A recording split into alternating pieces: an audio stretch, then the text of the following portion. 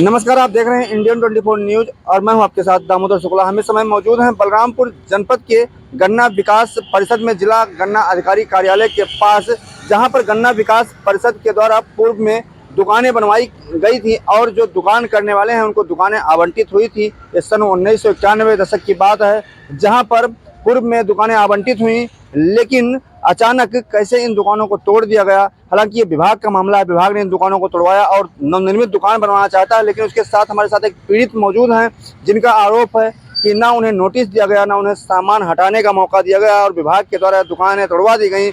इसके साथ साथ इन्होंने अपने जीविकोपार्जन के लिए, इनके पास कोई साधन नहीं था, इन्होंने एक दुकान रखा हुआ है।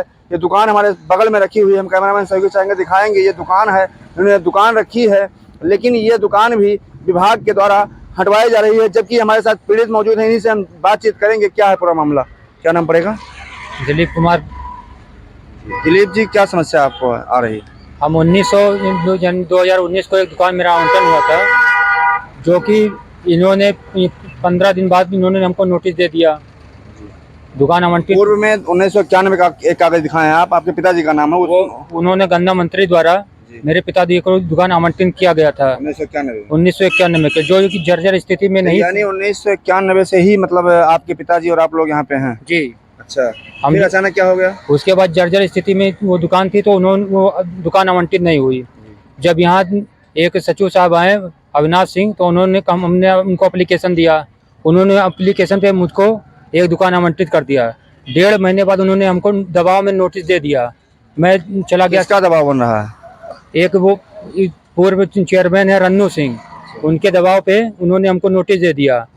उसके बाद मैं न्यायालय में चला गया। 10 जनवरी 1924 को उन्होंने मेरा दुकान तोड़ दिया, जबरन तोड़ दिया बिना किसी नोटिस का, जो कि मेरा मुकदमा यानी आखिरी मुकदमा मेरा 20/4/2024 को लगा हुआ था।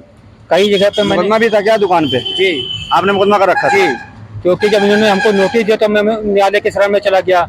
इन्होंने न्यायालय का भी तौहीन कर दिया। उन्होंने न्यायालय के कोई बात ना मानकर मेरे दुकान को जबरन तोड़ दिया।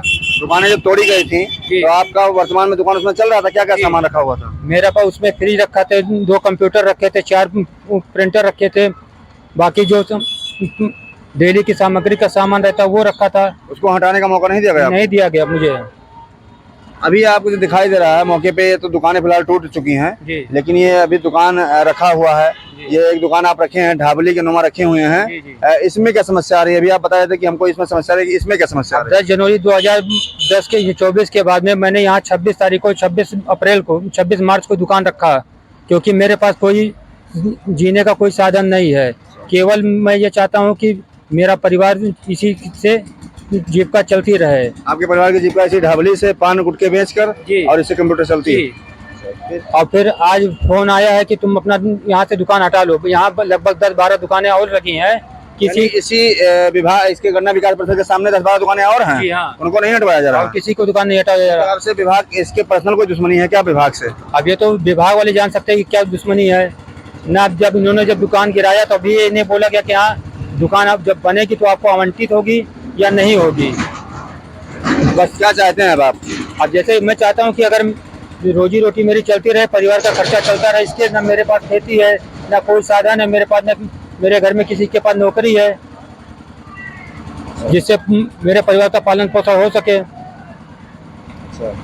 जो अन्य दुकानें रखी हुई हैं उनको नहीं हटवाया जा रहा? जी नहीं।